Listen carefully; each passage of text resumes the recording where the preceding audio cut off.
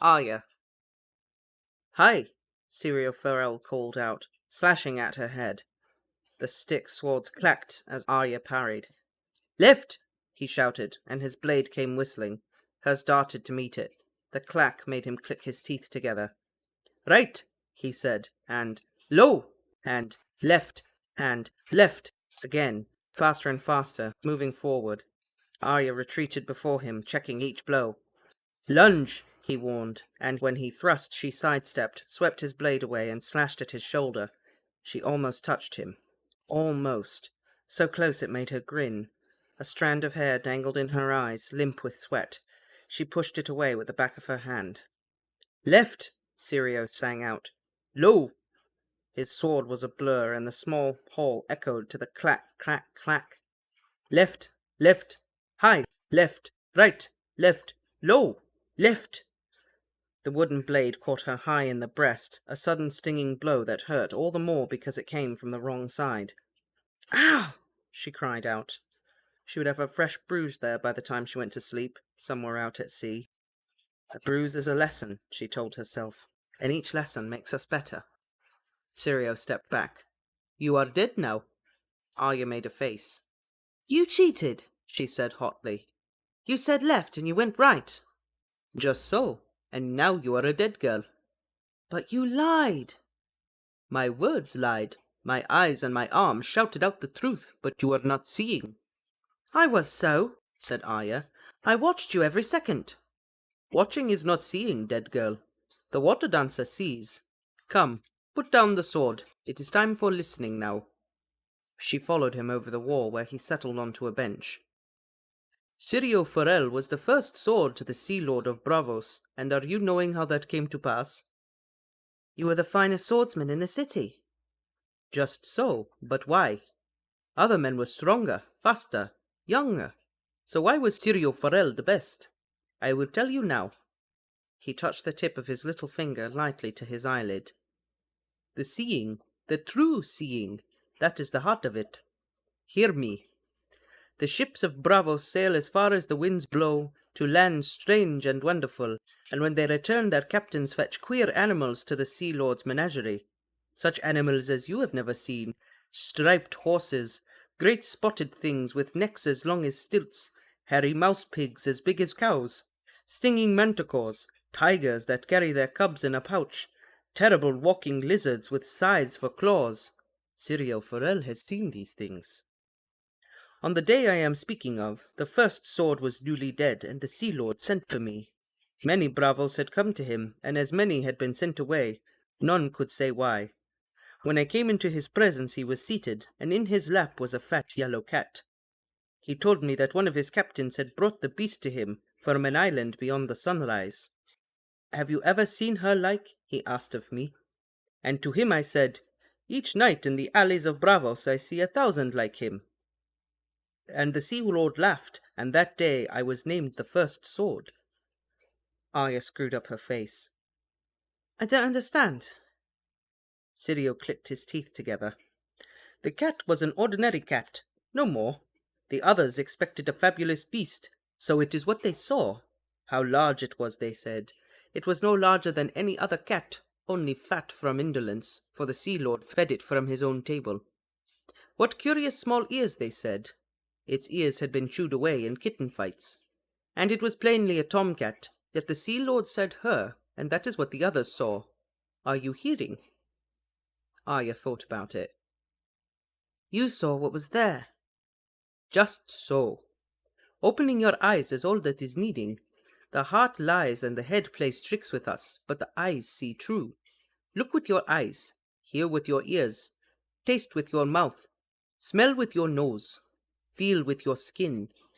Then comes the thinking, afterward, and that way knowing the truth. Just so, said Arya, grinning. Sirio Farrell allowed himself a smile. I am thinking that when we are reaching this Winterfell of yours, it will be time to put this needle in your hand. Yes, said Arya eagerly. Wait until I show John. Behind her, the great wooden doors to the small hall flew open with a resounding crash. Arya whirled. A knight of the King's Guard stood beneath the arch of the door with 5 Lannister guardsmen arrayed behind him. He was in full armour, but his visor was up. Arya remembered his droopy eyes and rust-coloured whiskers from when he'd come to Winterfell with the king, Sir Meryn Trant. The Redcloaks wore mail shirts over boiled leather and steel caps with lion crests. "Arya Stark," the knight said. "Come with us, child." Arya chewed her lip uncertainly. "What do you want?" "Your father wants to see you." Arya took a step forward, but Syrio Forel held her by the arm. "And why is it that Lord Eddard is sending Lannister men in place of his own? I am wondering." "Mind your place, dancing master," Sir Meryn said. "This is no concern of yours." "My father wouldn't send you," Arya said. She snatched up her stick sword. The Lannisters laughed. "Put down the stick, girl," Sir Meryn told her. "I am a sworn brother of the King's Guard, the White Swords." "So was the Kingslayer when he killed the old king," Arya said. "I don't have to go with you if I don't want." Sir Meryn Trant ran out of patience. "Take her," he said to his men. He lowered the visor of his helm. 3 of them started forward, chainmail clinking softly with each step. Arya was suddenly afraid. Fear cuts deeper than swords, she told herself, to slow the racing of her own heart. Syrio Forel stepped between them, tapping his wooden sword lightly against his boot. "You will be stopping there. Are you men or dogs that you would threaten a child?" "Out of the way, old man," said one of the red cloaks. Sirio's stick came whistling up and rang against his helm. "I am Syrio Forel, and you will now be speaking to me with more respect." "Bold bastard!" The man yanked free his long sword. The stick moved again, blindingly fast. Arya heard a loud crack as the sword went clattering to the stone floor. "My hand!" the guardsman yelped, cradling his broken fingers. "You're quick for a dancing master," said Sir Meryn. "You are slow for a knight," Syrio replied. "Kill the Bravosi and bring me the girl," the knight in the white armour commanded. 4 Lannister guardsmen unsheathed their swords. The 5th, with the broken fingers, spat and pulled free a dagger with his left hand. Syrio Forel clicked his teeth together, sliding into his water dancer's stance, presenting only his side to the foe.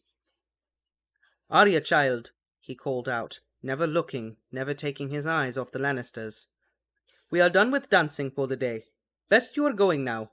Run to your father." Arya didn't want to leave him, but he had taught her to do as he said. "Swift as a deer," she whispered. "Just so," said Syrio Forel as the Lannisters closed. Arya retreated, her own sword stick clutched tightly in her fist. Watching him now, she realized that Syrio had only been toying with her when they duelled.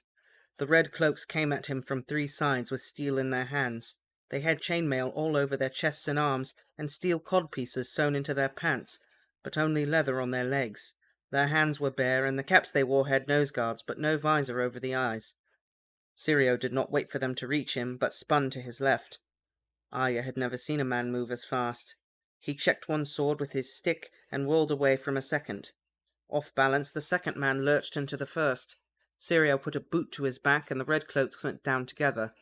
The 3rd guard came leaping over them, slashing at the water dancer's head.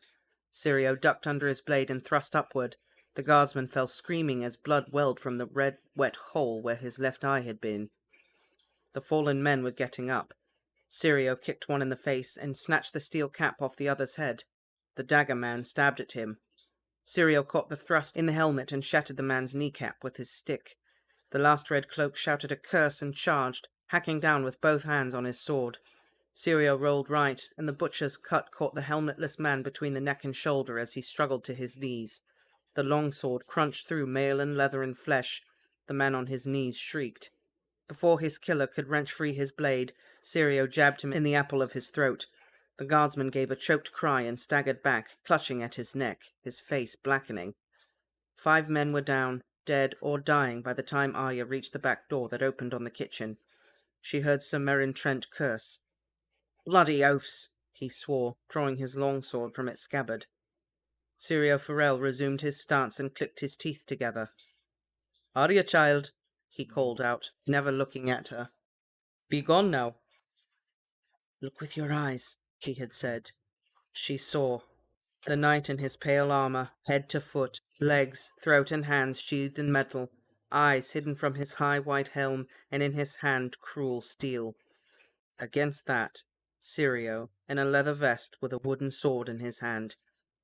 "Sirio, run!" she screamed. "The first sword of Bravos does not run," he sang as Sir Meryn slashed at him. Sirio danced away from his cut, his stick ablur. In a heartbeat he had bounced blows off the knight's temple, elbow, and throat, the wood ringing against the metal of helm, gauntlet, and gorget. Arya stood frozen. Sir Meryn advanced. Sirio backed away. He checked the next blow, spun away from the second, deflected the third. The force sliced his stick in two, splintering the wood and shearing through the lead core. Sobbing, Arya spun and ran. She plunged through the kitchens and buttery, blind with panic, weaving between cooks and potboys. A baker's helper stepped out in front of her, holding a wooden tray. Arya bowled her over, scattering fragrant loaves of fresh-baked bread on the floor. She heard shouting behind her as she spun around a portly butcher who stood gaping at her with a cleaver in his hands. His arms were red to the elbow. All that Sirio Farrell had taught her went racing through her head. Swift as a deer, quiet as a shadow. Fear cuts deeper than swords. Quick as a snake, calm as still water. Fear cuts deeper than swords. Strong as a bear, fierce as a wolverine. Fear cuts deeper than swords. The man who fears losing has already lost. Fear cuts deeper than swords. Fear cuts deeper than swords. Fear cuts deeper than swords. The grip of her wooden sword was slick with sweat, and Arya was breathing hard when she reached the turret stair. For an instant she froze. Up or down? Up would take her to the covered bridge that spanned the small court to the Tower of the Hand, but that would be the way they'd expect her to go for certain. "Never do what they expect," Sirio once said. Arya went down, around and around, leaping over the narrow stone steps 2 and 3 at a time. She emerged in a cavernous, vaulted cellar surrounded by casks of ale stacked 20 feet tall. The only light came through narrow slanting windows high on the wall. The cellar was a dead end. There was no way out but the way she'd come in. She dare not go back up those steps, but she couldn't stay here either. She had to find her father and tell him what had happened. Her father would protect her. Arya thrust the wooden sword through her belt and began to climb, leaping from cask to cask until she could reach the window. Grasping the stone with both hands, she pulled herself up. The wall was 3 feet thick, the window a tunnel slanting up and out. Arya wriggled toward the daylight. When her head reached ground level, she peered across the bailey to the Tower of the Hand. The stout wooden door hung splintered and broken, as if by axes. A dead man sprawled face down on the steps. His cloak dangled beneath him, the back of his mailed shirt soaked red. The corpse's cloak was the grey wool, trimmed with white satin. She saw with sudden terror. She could not tell who he was. "No," she whispered. What was happening? Where was her father? Why had the red cloaks come for her? She remembered what the man with the yellow beard had said the day she found the monsters. If one hand can die, why not a second? Arya felt tears in her eyes. She held her breath to listen. She heard the sounds of fighting, shouts, screaming, the clang of steel on steel, coming through the windows of the Tower of the Hand. She could not go back. Her father. Arya closed her eyes. For a moment she was too frightened to move. They had killed Jory and Will and Heward, and that guardsman on the step, whoever he had been. They could kill her father too, and her if they caught her. "Fear cuts deeper than swords," she said aloud. But it was no good pretending to be a water dancer. Sirio had been a water dancer, and the White Knight had probably killed him, and anyhow she was only a little girl with a wooden stick, alone and afraid. She squirmed out into the yard, glancing round warily as she climbed to her feet. The castle seemed deserted. The Red Keep was never deserted. All the people must be hiding inside, their doors barred. Arya glanced up longingly at her bedchamber, then moved away from the Tower of the Hand, keeping close to the wall as she slid from shadow to shadow. She pretended she was chasing cats. Except she was the cat now, and if they caught her, they would kill her. Moving between buildings and over walls, keeping stone to her back whenever possible so no one could surprise her, Arya reached the stables almost without incident. A dozen gold cloaks in mail and plate ran past as she was edging across the inner bailey, but without knowing whose side they were on. She hunched down low in the shadows and let them pass. Holland, who'd been master of horse at Winterfell as long as Arya could remember, was slumped on the ground by the stable door. He'd been stabbed so many times it looked as if his tunic were patterned with scarlet flowers. Arya was certain he was dead, until she crept closer. His eyes opened. "Arya Underfoot," he whispered. "You must warn your Lord Father." Frothy red spittle bubbled from his mouth. The master of horse closed his eyes again and said no more. Inside were more bodies, a groom she'd played with, and 3 of her father's household guard. A wagon laden with crates and chests stood abandoned near the door of the stable. The dead men must have been loading it for the trip to the docks when they were attacked. Arya snuck closer. One of the corpses was Desmond, who'd shown her his longsword and promised to protect her father. He lay on his back, staring blindly at the ceiling as flies crawled across his eyes. Close to him was a dead man in the red cloak and lion-crest helm of the Lannisters. Only one, though. "Every northerner is worth 10 of these southern swords," Desmond had told her. "You liar!" she said, kicking his body in a sudden fury. The animals were restless in their stalls, whickering and snorting at the scent of blood. Arya's only plan was to saddle a horse and flee, away from the castle and the city. All she had to do was stay on the King's Road, and it would take her back to Winterfell. She took her bridle and harness off the wall. As she crossed in front of the wagon, a fallen chest caught her eye. It must have been knocked down in the fight or dropped as it was being loaded. The wood had split, the lid opening to spill the chest's contents across the ground. Arya recognized silks and satins and velvets she never wore. She might need warm clothes on the King's Road, though. And besides... Arya knelt in the dirt amongst the scattered clothes. She found a heavy woolen cloak, a velvet skirt and a silk tunic and some small clothes, a dress her mother had embroidered for her, a silver baby bracelet she might sell. Shoving the broken lid out of the way, she groped inside the chest for Needle. She'd hidden it way down at the bottom underneath everything, but her stuff had been all jumbled up when the chest had been dropped. For a moment Arya was afraid someone had found the sword and stolen it. Then her fingers found the hardness of metal under a satin gown. "There she is!" a voice hissed close behind her. Startled, Arya whirled. A stable boy stood behind her, a smirk on his face, his filthy white undertunic peeking out from beneath a soiled jerkin. His boots were covered with manure, and he had a pitchfork in one hand. "Who are you?" she asked. "You don't know me," he said, "but I knows her, oh yes, the wolf girl." "Help me saddle a horse," Arya pleaded, reaching back into the chest, groping for Needle. "My father's the hand of the king. He'll reward you."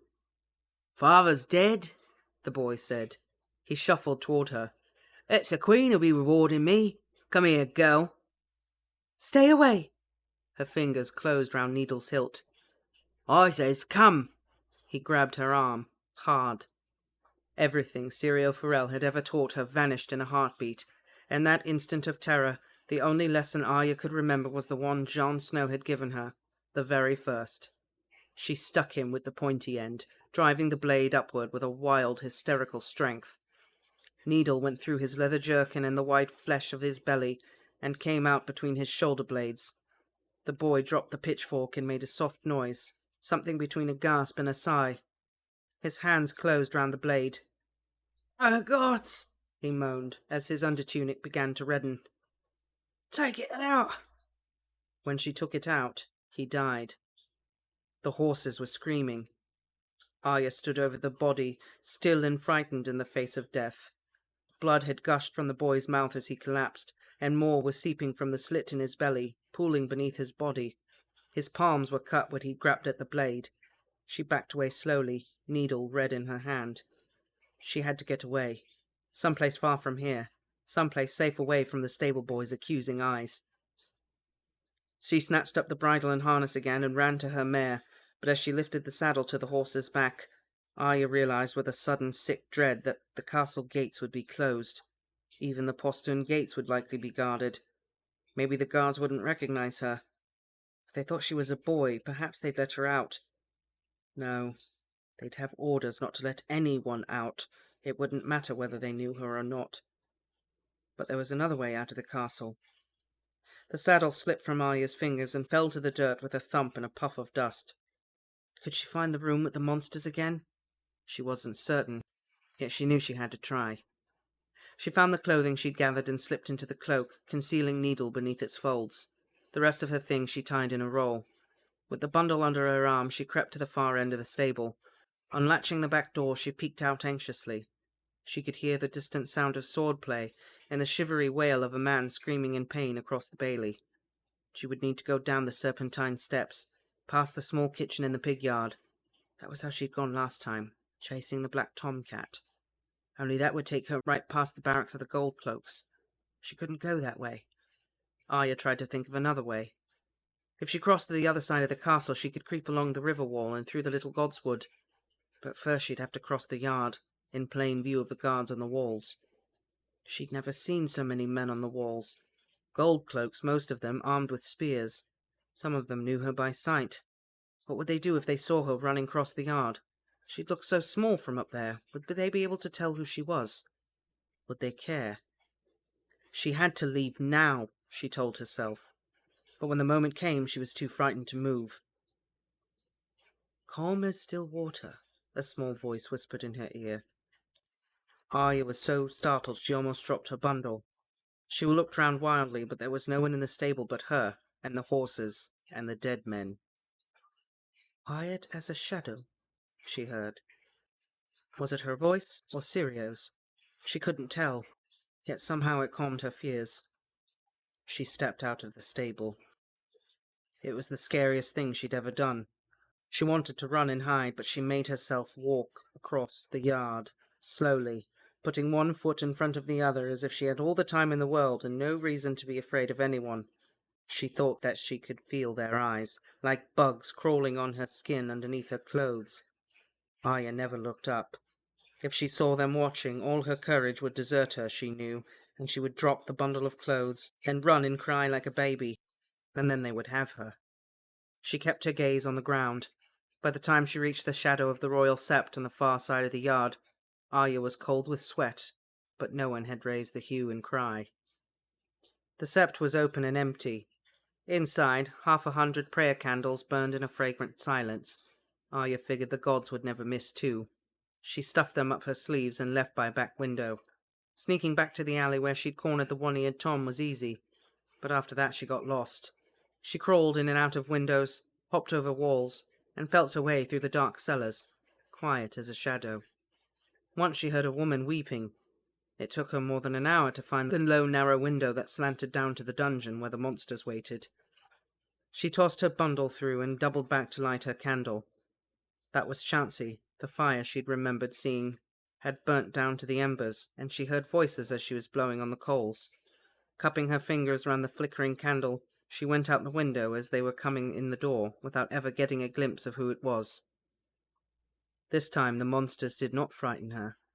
They seemed almost old friends. Arya held the candle over her head. With each step she took, the shadows moved against the walls, as if they were turning to watch her pass. "Dragons," she whispered. She slid Needle out from under her cloak. The slender blades seemed very small, and the dragons very big. Yet somehow Arya felt better with steel in her hand. The long windowless hall beyond the door was as black as she remembered. She held Needle in her left hand, her sword hand, the candle in her right fist. Hot wax ran down her knuckles. The entrance to the well had been to the left, so Arya went right. Part of her wanted to run, but she was afraid of snuffing out her candle. She heard the faint squeaking of rats and glimpsed a pair of tiny glowing eyes on the edge of the light. But rats did not scare her. Other things did. It would be so easy to hide here, as she had hidden from the wizard and the man with the forked beard. She could almost see the stable boy standing against the wall, his hands curled into claws with the blood still dripping from the deep gashes in his palms where Needle had cut him. He might be waiting to grab her as she passed. He would see her candle coming a long way off. Maybe she would be better off without a light. "Fear cuts deeper than swords," the quiet voice inside her whispered. Suddenly Arya remembered the crypts of Winterfell. They were a lot scarier than this place, she told herself. She'd been just a little girl the first time she saw them. Her brother Rob had taken them down, her and Sansa and baby Bran, who'd been no bigger than Rickon was now.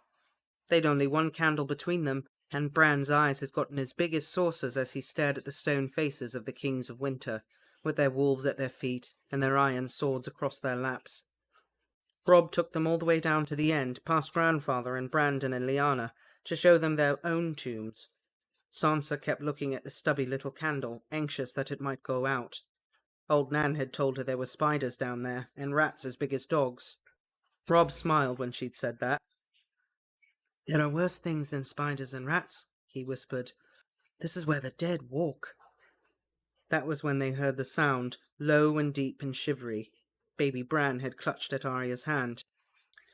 When the spirit stepped out of the open tomb, pale and white and moaning for blood, Sansa ran shrieking for the stairs, and Bran wrapped himself round Rob's leg, sobbing.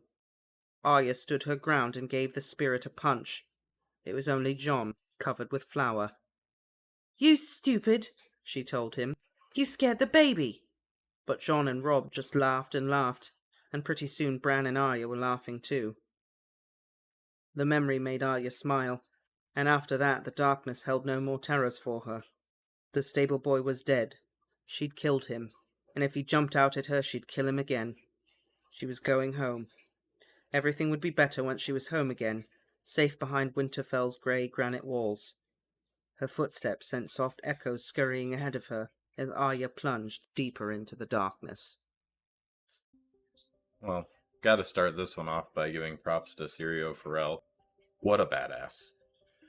1 Heck verse yeah. 5, wooden stick and leather versus armored opponents. He took someone's eye out. I know. Wow. Wow, that was Yeah, that's what I'm saying. Wooden stick versus full armored knights. steel blades. They got nothing on them. No, he like got him to cut each other up. Mm-hmm. It was awesome. I would like to think that he gets away, because they never actually Showed his death. Yeah, Arya Talk ran about away. his death. Yeah. And we know Game of Thrones does not shy away from showing deaths. No. I mean, the stable boy. Yeah. Case in point. Exactly. I'd like to Didn't, think the Tyrion dude... went away. Yeah, Arya would have like just stayed there stricken or something. They would have shown it. I believe Syrio Forel lives. He didn't die. He's out there somewhere still. Man, what a good teacher, though. Yeah. Arya, go. Go. I think he liked her. Yeah, I think I so. think he liked Arya. I like the little story about the cat, how he just is showing Arya, like, people see what they want, you know, the whole thing about perception and how you can get people to change their perceptions, but if look at it and be honest about what you're seeing. It was a good lesson. It's almost the same lesson that everyone's been trying to tell Ned, but he never got. Yeah, Look past your honor. You're blinded by your honor. use Look what's your eyeballs. actually happening, not what you would do. Right. But yeah, yeah, he's a great teacher. And yeah, it was just a regular tomcat. The That's whole it. time. I think Syrio The Forel. power of suggestion. I think Syrio Forel likes cats. Yeah, I think so. He's always talking about cats. And I mean, I think it shows how much Arya learned too, because he was talking about that, and she picked up all the things that he picked up, you know. Their hands were unarmored, their eyes were open. Open. Yeah. What else was it? Their Their legs legs are were just leather. Yep. She was looking at everything with the same like scrutiny Mm-hmm. that he was. And Exactly. she's got all the little sayings. Quiet as a snake. Or quick as a snake. Quiet as a shadow. Fear cuts deeper than swords. Yes. Harms cut deeper than swords. I feel like there's not a whole lot to really unpack. It was just it was like a great action chapter. Yeah, Bring Arya back. This is just a great, yeah. There's not a whole lot happening here other than like Arya's got to make her escape. But she's even And- aware she's using everything. Like she's like, oh, I could go to the Tower of the Hand, But but they they're expect me to go Yes. there, so I'm gonna go the other way, and I need to get to where the monsters were. But how do I do it? She's like, I'm gonna get on a horse and I'm gonna escape. No, I'm not, because all the doors are gonna be shut. Like she's calming herself and she's observing and then making decisions Yes. intelligently. For a 10-year-old, she handled that extremely well. Yeah, she did. And she's thinking about it, like, why did the Red Cloaks come for her? Yeah. Why are all of my dad's men dead? What is happening right now? I'm in danger. I need to get away. Mm-hmm. Or, well, she handled it well. I'm kind of interested to see how Sansa handled it, because I don't think Sansa could have handled that quite as well as Arya.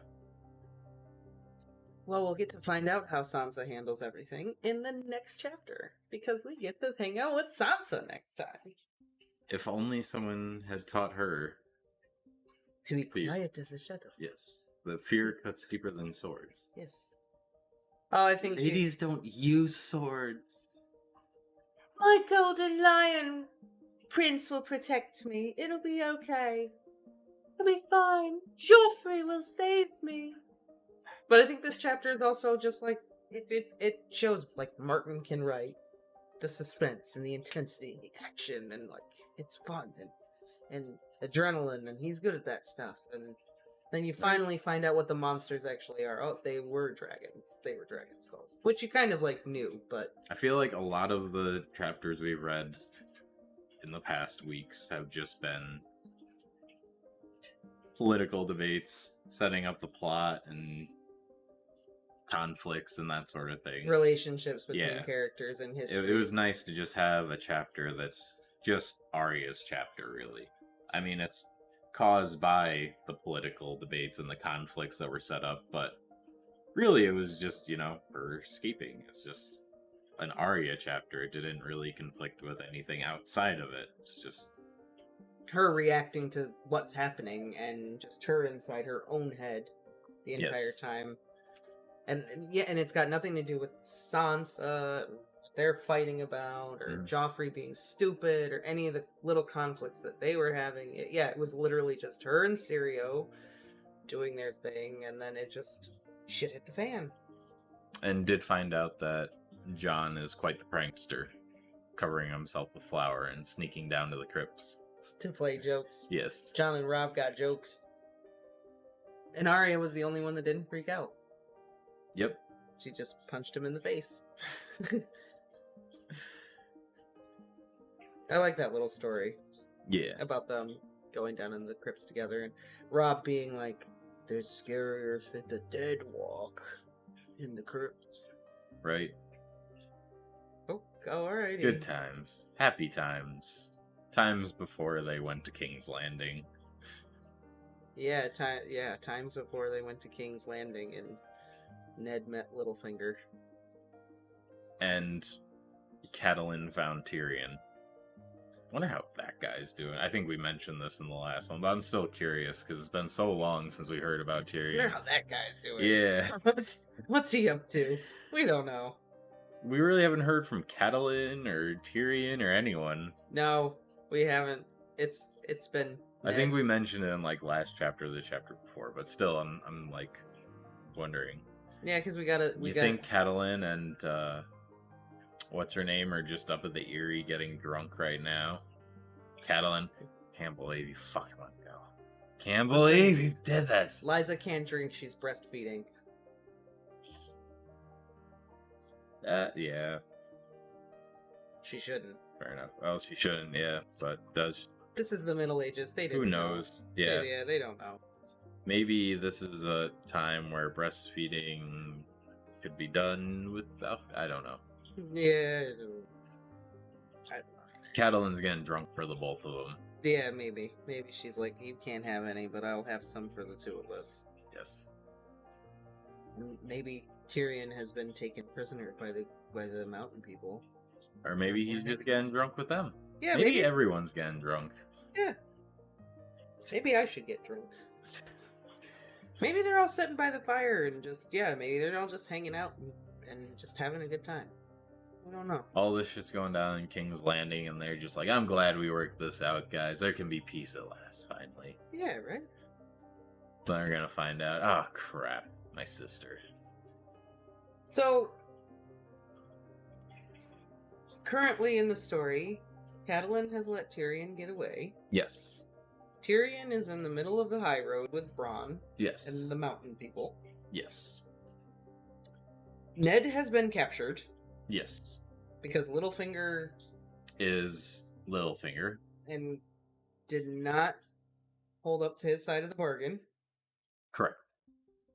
Joffrey is the king because Robert died. Correct. And under mysterious circumstances, I'll throw it out there. Yep. A Lannister kept giving him wine the entire time. And then a boar got him. Renly ran away. As Varys says, such a dutiful boy to make sure that his king does not want for thirst. Yes. Good old Lancel. But yes, Renly ran away. He was out. He was like, you want my 100 swords? Nope, I'm out. Yep. Got me. Stannis probably is... Stannis ran away before he saw this coming a long way off. Yep. He got out quick. But he's about to get some mail. Yep. Or maybe he's got the mail. But Stannis was smart. He figured it out he figured it all out and was like, yeah, I'm not going back to Storm's End. I don't want to deal with this. Let's see, what else is happening? Dany's brother just died. Yep. He got his golden crown. Finally. He did. I mean, hey, he's the winner in his book. He got the golden crown. He did. And then, stuff is going down over near Casterly Rock with people pillaging and stuff. That may or may not be the Mountain doing it. Maybe not on Papa Lannister's orders. Yes. So, Beric Dondarrion is investigating with his group of merry men. Correct. And Arya just ran away. And we don't know what's going on with Syrio. I think that covers it.